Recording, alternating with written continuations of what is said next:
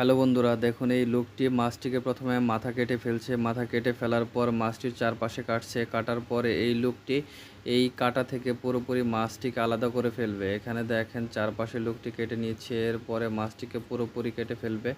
এখানে দেখেন প্রথম পার্টটি লোকটি আলাদা করে ফেলছে। আলাদা করে ফেলার পরে দ্বিতীয় পার্টটিও সে কাটা থেকে আলাদা করে ফেলবে। দেখেন এখানে কাটাটি পুরোপুরি ছাড়িয়ে নিয়েছে। দেখছেন আরেকটি পার্টও রেডি। এখানে দেখেন এই মেয়েটি কত সুস্বাদু করে চিংড়ি খাচ্ছে। চিংড়িটা দেখে অনেক সুস্বাদু মনে হচ্ছে এবং মেয়েটি অনেক মজা করে খাচ্ছে।